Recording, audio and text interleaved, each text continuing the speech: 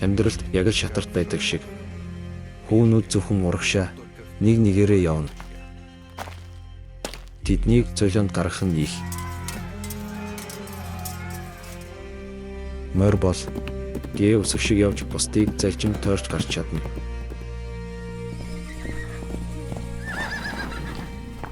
Харин бэрс ирэх мэдлэлтэй. Самбар дээр яаж л бол яаж явна. Бид дүрм журамд тасаж тэгээд нэгдмэл тоглоомыг дуулууртай дагдаг. Нийгэмд тийм л байдаг.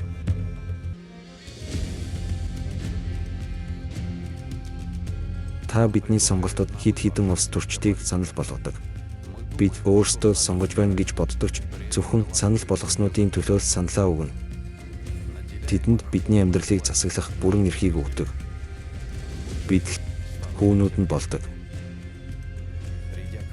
Засагт гараад улс төрчид дайн хямрал зохион байгуулж биднийг золионд гаргана. Харин бид тэднийг дэмжиж цээжилт сурсан лоозунгуудаа чанга давтна. Эсвэл муудалцсан маргалдаж өөр шинэ улс төрчдийг дэмжин тэдэнд бас эрх мэдлийг өгдөг. Тэгээд л бүх зүйл тойргоор давтагддаг. Бидэнд нийгмийг өөрсдөө зохион байгуулж болох, засаглалгүй байж болох амьдрах чадвартай нийгмийн загвар байхгүй гэж итгүүлдэг. Гэхдээ үнэхээр тийм модель загварууд байдаггүй гэж юу? Эсвэл зүгээр л тэгж баталдаг тэд тийм байж болохыг мэддэггүй юу? Эсвэл мэдхийг хүсдэггүй юу? Гэхдээ хэрэг нөхцөлийг өөрчлөвл тоглохоо болж амьдрч эхлүүл яах вэ?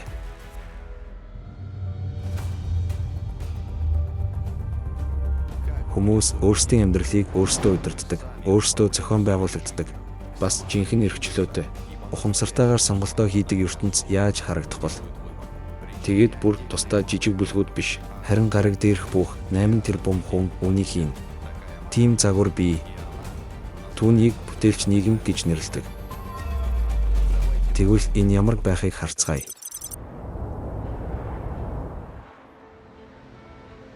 Сайн дурынхан цоошийн нийгмийн загварын тухай дэлхийд даяар мэдээлэл түгээснээс хэдэн жилийн дараа гарагийн бүх хүмүүс олон улсын санал асуулах референдум явуулсан. Тэгээд бараг л санал нэгтэйгээр нийгмийн бүтээлч хэлбэрийг сонгох сонголтыг хийжээ. Энэ нь хүмүүс хоорондын харилцаанд мөн бүхий л гараг даяар чухал өөрчлөлтийг дагуулсан. Дэлхийд зохиомжоор бүтээсэн бүх хямралууд дайнууд зогсож байхгүй болсон. Богино хугацаанд өсгөлөнгийн асуудал шийдэгдсэн. Учир нь нийгмийн шинэ хэлбэрийн гол үнэт зүйл нь хүмүүсийн амьдрал болсон. Хэрэглэгчийн хөвшлийн үед хүмүүст боломжгүй байсан хамгийн шинэ тэргүүний технологиудыг хаасайгүй нэвтрүүлжээ. Хүн бүрт нийгмийн багц үйлчлэгээ хүрв. Түүнд нь нэг хүнд 60 м²-аас доошгүй талбай бүхий орчин үеийн орон сууц. Сарын $10,000 дүцгүйц хэмжээний болцолгүй суурь орлого багтсан байв. Тэгээд хүн бүрийн наад захын суурь хэрэглээ бүрэн хангагдсан. Гэхдээ хамгийн гол бидний хүн нэг бүрийн авсан зүйл бол дуу хоолойгоо сонсгох эрхтэй болсон юм. Бид шийдвэр гаргах бүр өөр шин загвар, өөрөө удирдах удирдлага руу шилжсэн. Бүтээлч нийгэмд ерөнхийлөгчд, парламентууд дахин байхаа болсон. Тэр тусмаа дарамгүйлагчд бол бүрч байхгүй болсон. Зөвхөн хүмүүс л байна. Тэгээд шийдвэр гаргахад хүн бүрийн дуу хоолой адилхан чухал. Ээжээ, одоо та өмнөх ерөнхийлөгчд шиг бүгдийг шийддэг болсон уу? Юун ерөнхийлөгчд вэ?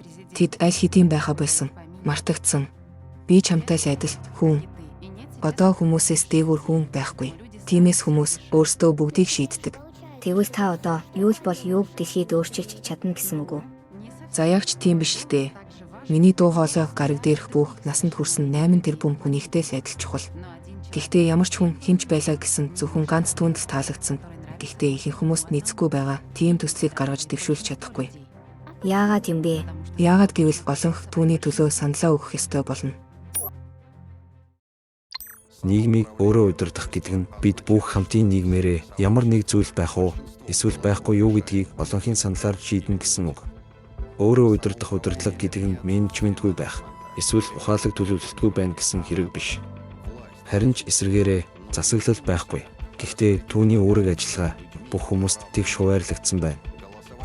Аль нэг төсөлд санал өгөх нь манай гарагийн насанд хүрсэн хүн бүрийн эрх болно. Үүний давуу тал нь хүмүүс нийгмийнхээ нөхцөлийг сайжруулахад өөрсдөө ирмэлцдэгт оршдог. Хүмүүсийн амьдралд тэднээс асуухгүйгээр юуг ч юм өөрчлөх нь гэмт хэрэг болно. Хүмүүсийн эрх мэдлийг хэрэг дээр нь хэрэгжүүлэхийн тулд сонгуулийн платформ гэх хэрэгслийг ашиглана. Мөн чанартай энэ нь бүх дэлхийн хүмүүст ил тод нээлттэй шуурхай шийдвэрээ гаргах боломжийг олгох сайт юм.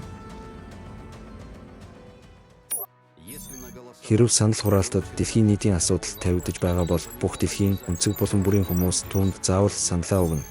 Хэрв тусдаа орон нутгийнх бол тухайн нутгийн оршин суугчид тэдний амьдралд нөлөөлөх хууль журмаа баталж саналаа өгнө. Жишээ нь хэрв тосгон суурингийн асуудал бол тосгон сууриндаа шийднэ. Хэрв бүс нутгийнх бол бүс нутагтаа шийднэ. Өөрөөр хэлбэл орон нутгийн өөрөө удирдлага бас дэлхийн хэмжээний өөрөө удирдлага аль аль нь байна. Хуулийн төсөл бүрийг хүмүүст энгийн ойлгомжтой хэлээр бичнэ. Мэргэжилтнүүд хуулийн төслийг бэлдэж үр дүн нь ямар болохыг, түүнийг нэвтрүүлэхэд гарч болох эерэг ба сөрөг талуудыг, хүний хувьд ямар өөрчлөлт гарах, энэ нь түүний амьдралд хэрхэн нөлөөлөхийг тайлбарлах ёстой. Дараа нь хуулийн төсөл нийтийн санал хураалтад орно. Дэлхийн нийтийн шинэ хуулийн төслийг хүн төрөлхтний санал хураалтад оруулж байна.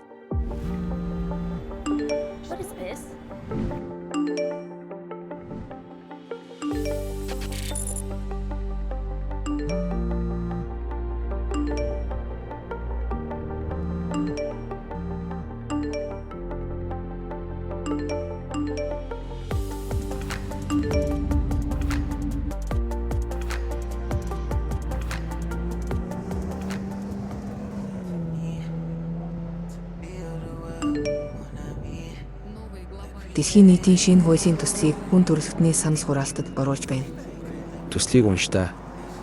Дэлхийн нийтийн хуулийн төсөл түлшгүй эрчим хүчний их үүсвэр буюу БТГ-г бүх дэлхийд нэвтрүүлэх тухай. БТГ-ийн цахилгаан станцууд болон өнөөдөр байгаа бусад эрчим хүчний их үүсвэр генераторуудыг ашиглахгүйгээр цахилгаан эрчим хүчийг бий болгох боломжтой төхөөрөмж юм. Эерэг талуудыг нь уншдаа. Таанд товчхон хэлэх үү, эсвэл дэлгэрэнгүй тайлбарласан хэлбэрээр хэлэх үү? Миний илүүд үздгээр товчхон хэл. Товчхондоо бол БТГ-ийн хүн бүрийн эрчим хүчний бие даасан байдлыг хангана. Энэ нь та дахин цахилгаан ашигласны төлбөр төлөхгүй болно, цахилгааны төлбөр байхгүй болно гэсэн үг. Тиймээс таны дуртай матча цай болон бусад бүх бараа үйлчилгээч хямдран гэсэн үг. БТГ-ийн бас байгаль орчинд оч сайнаар нөлөөлнө.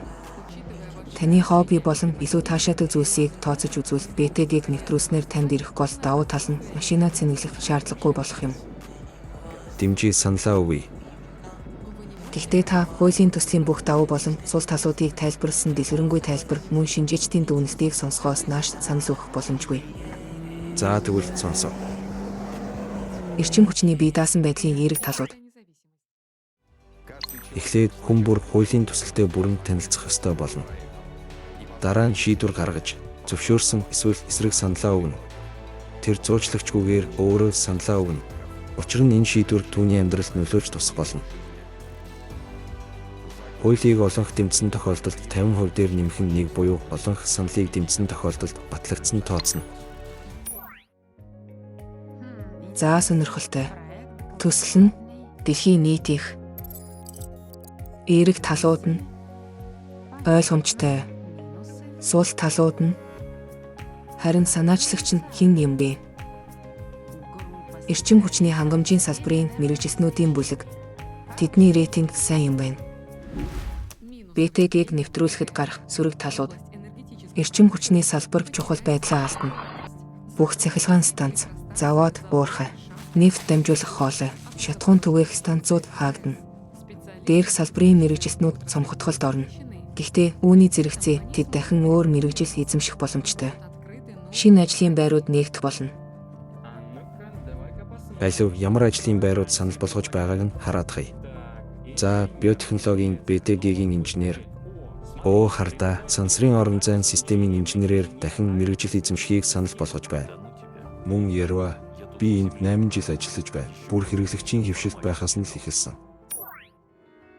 Үүний зэрэгцээ бүх үйл явц ил тод тунгалаг байна. Чи дэлхийн иргэнийхээ хувьд ямар ч санал хураалтын явцыг хянаж, чиний дуу хоолойг зөв оруулсан эсхийг шалгах боломжтой. Сонгуулийн платформ ашиглахад эвтэйхэн аяндаа ойлгогдохоор Мөн өгөгдөл цуглуулах, боловсруулах, найдвартай аюулгүй байдлын системийн ачаар аливаа хөндлөнгийн оролцоо, уурах оролдлогоос техникийн хувьд хамгаалагдсан гэдгийг ойлгох нь чухал. БТГ-г нэвтрүүлэх тухай дэлхийн санал хураалт амжилттай явагдаж байна.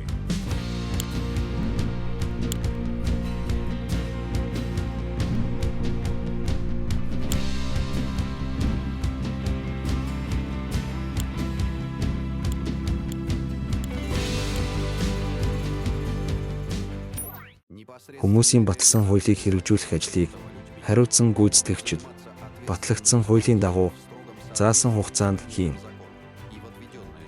Хүмүүс санал хураалтын платформоор дамжуулан шууд бодит цаг хугацаанд батлагдсан хуулийн хэрэгжилтэд хяналт тавьж уруулан ашигласан тохиолдолд гүйцэтгэгчийг эргүүлэн татах боломжтой.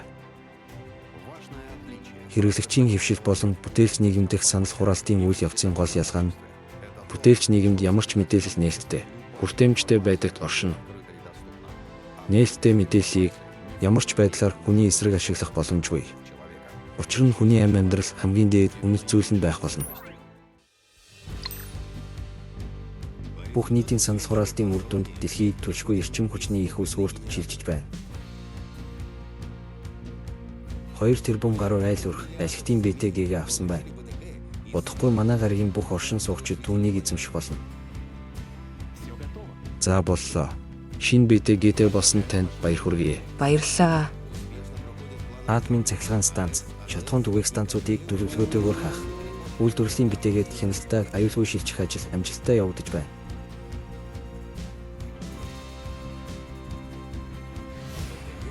БТГ-г ямар ч тээврийн хэрэгсэлд нэвтрүүлж болно.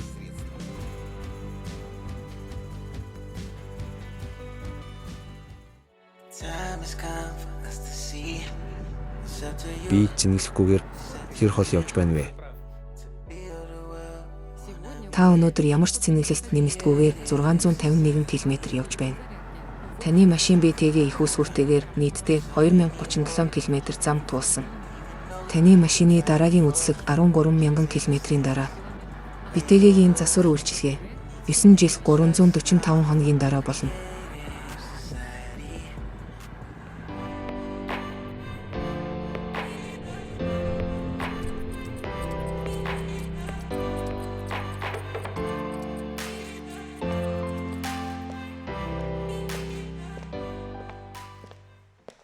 Оо сайн уу, Ёшка? Загасчлахаар явж байна уу? Ажил руугаа гээд боддоо. Загасчлалын зааварчлагч багш болсон. Мөрөөдөл биелсэн. Төсөөлөд үзтээ. Би өдөр бүр загасчлахаар явдаг. Эхнэрч олон юм ярихгүй. Би ажилдаа явж байгаа юм чинь. Тэгэхэд эсрэг санал дэмий өгч байжээ. Одоо шатхуун түгээх станцаас илүү цалин авдаг болсон. Тийм сонинтой. Харин чи ямар байна? Ажлын байрны саналыг ашигласан. Сансрын төхөөрөмжийн инженер болно доо. Одоо сургалт дадлага хийж байгаа. Гайхалтай, чамд аз хүсье. Чамд ч бас сүүлгүй харьсгүй байхыг хүсье. Өөрөө удирдах дүрм журам тодорхой бөгөөд ойлгомжтой. Энэ нь шийдвэр гаргах болон шийдвэрийг хурдан хэрэгжүүлэх үйл явцын хяналтыг журамладаг. Түүгээрч зогсохгүй өөрөө удирдах ёсны авилга хийх хуулийн нөхцөлийг үгүй болгодог. Авилгаар худалдаж авах хүн байхгүй болно. Учир нь шийдвэр гаргахад нөлөөлөх тусдаа бие хүн байхгүй. Хүн бүр тэгш хэмжээгээр нийгмийн үйл хэргийг удирдахад оролцох боломжтой.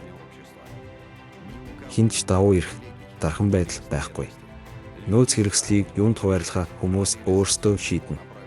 Ашиглалт хэрэгжилтийг ч хамтдаа хянана. Ямар ч хүн амьдралын аль нэг асуудлыг шийдэх санаачлага маш энгийнээр өөрөө гаргаж тавих боломжтой. Түүнийг бүтээлч нийгмийн 8 үндэст нийцэх хэсгийг шалгаад олон нийтийн хилцүүлэгт оруулна. Хэрэв хүмүүс санааг дэмжүүл мэргэжилтнүүд нэгдэнэ. Мөн санал хураалтын төслийг бэлтгэнэ. Сайн уу залуусаа? Намайг дэмжих үү? ертөнцийг өөрчлөхөөр шийдлээ. Чи парк руу явхад хол бас тентхийн савлуур нь цөөхөн гэж ярьж байсан штэ. Харин манай байшингийн ойролцоо ийм парк байвал ямар вэ? Юу гэж бодож байна? Гайхалтай. Эсвэл ийм байж болно. Сонгоход хэцүү маа. дажгүй болжээ. Чи хизээдэг орчны тогтчлтын дизайнераас барилгацлуулалтын архитектор болтлоо дахин мэрэгчгүй. Энэ би бишээ. Би өртөөс санаа өгсөн юм. Харин орон нутгийн архитекторууд өчигдөр ганц үдшийн дотор л хиймэл оюун ухаанаар 2 төсөл хийчихсэн. Тиймээс хоёуланг нь платформ дээр тавина. Хүмүүс алинд нь саналаа өгөхөө сонгоно биз. Гол нь паркд зайрмагтай кафенууд олон байх хэрэгтэй шүү. Тэгвэл бид эхнийхт нь саналаа өгөх хэрэгтэй юм байна. Энд дэх дугуйн зам нь цөөхөн ч кафе олонтой. Харин энд бол гүйцэд дугуйн зам нь олон гэхдээ кафе цөөхөнтэй.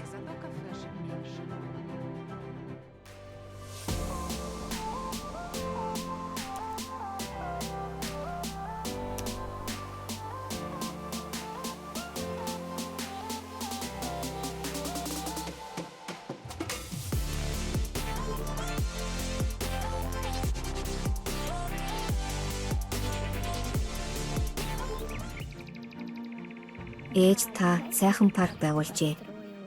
Гэхдээ кафе нь арай цөөхөн болчихож. Бас зайрмагны сонголт нь багавтар юм. Таны зайрмаг энэ байна. Залуу хатагтай таны зөв. Одоохондоо зайрмагны сонголт бага байгаа. Удахгүй их болно. Өчигдөр л бид чинь нэгдсэн шүү дээ. Баярлалаа.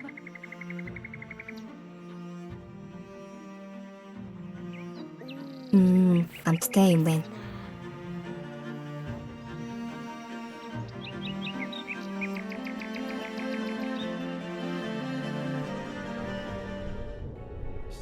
Өнөөдрийн хэрэглэгчийн нийгэмд тусдаа нэг улс эсвэл бүр хэд хэдэн улсын холбооч нийгмийн өөрөө удирдах үзэл баримтлалыг бүрэн хэрэгжүүлж чадахгүй.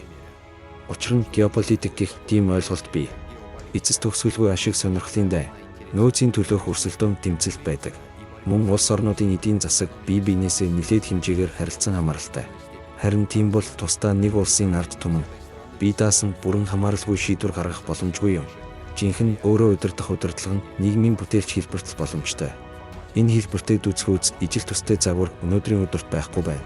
Хэрэглэгчийн хөвшилт, хууль нь ёс мэт, хуулийг бий болгосон хүмүүсээ хамгаалж тэдэнд ашиг тусыг авчирдаг. Гэхдээ хүмүүс өөрсдөө хуулиа бичиж бүтээн хэлэлцэж саналаа өгөх үед хууль нь зүүн ганц нэгний төлөө биш харин бүгдийн сайн сайхны төлөө үйлчилж ажилладаг. Ард түмэн өөрсдөө төсөл бичиж хууль гарган тавьдаг тийм нийгэмд дайн улс хоорондын мөргөлдөөн маргаан гарах боломжгүй. Яагаад гэвэл хүмүүс бидэнд юунаас ч илүү амьдрал үнэтэй. Мөн бүтээлч нийгмийн бидний өмнө нээж буй гайхалтай хэтийн төлөв үнэтэй.